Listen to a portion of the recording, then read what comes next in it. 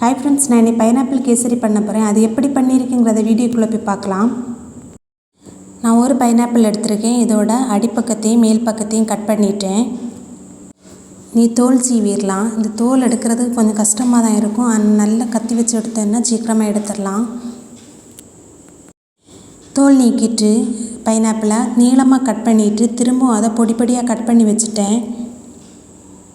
நான் இன்றைக்கி 1 கப் அளவு ரவை எடுத்திருக்கேன். அதே கப்பில் 1 கப்பு தான் பைனாப்பிளும் எடுத்திருக்கேன்.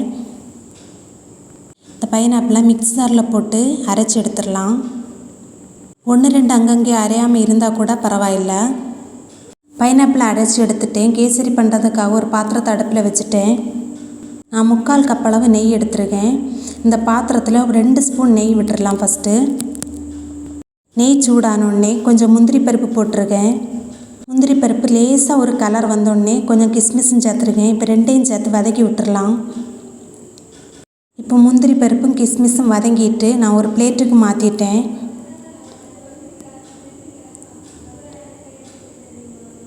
இனி அதே நெய்யில் அரைச்சி வச்ச பைனாப்பிளை சேர்த்துடலாம். பைனாப்பிளை ஒரு 3 நிமிஷம் வதக்கி விட்டுடலாம். வதக்கும்போது அவ்வளோ ஒரு மணமாக இருக்குது.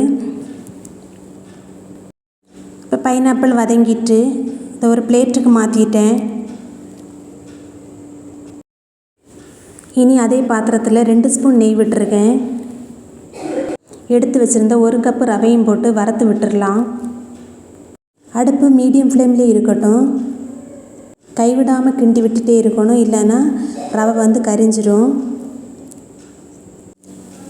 இப்போ பார்த்தீங்கன்னா ரவையை வறுத்துட்டேன். 1 கப்பு ரவைக்கு 4 கப் அளவு தண்ணி விட போகிறேன். இப்போ 4 கப்பு தண்ணியை விட்டுட்டேன். தண்ணி விட்ட பிறகு 1 ஸ்பூனை வச்சு நல்லா கலந்து விடணும். இப்போ நல்லா கொதிச்சிட்டு இருக்கு. ஸ்பூனை வச்சு நல்லா கிளறி விட்டுட்டே இருக்கணும். ஒரு கட்டி கூட இருக்கக்கூடாது.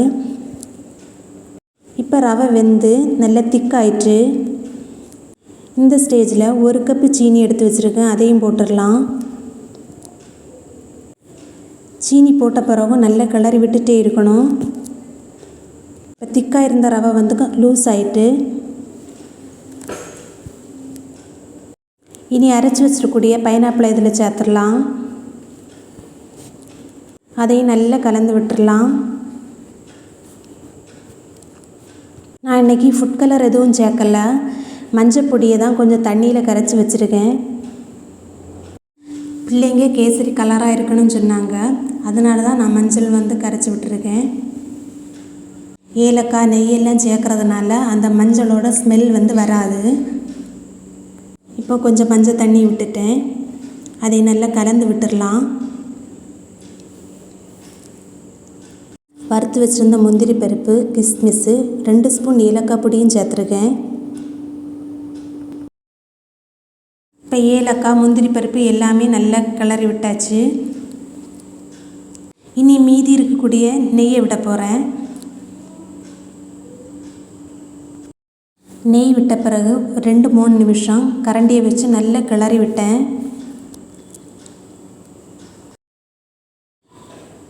இப்போ 2 நிமிஷம் ஆயிட்டு. பார்க்குறதுக்கே சூப்பராக இருக்குது. டேஸ்ட்டும் ரொம்ப நல்லாயிருக்கும்.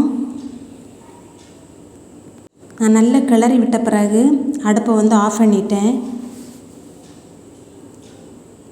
கடைசியாக 1 ஸ்பூன் நெய்யை அப்படியே மேலோட்டமாக விட்டுட்டு அப்படியே மூடி வச்சிடலாம்.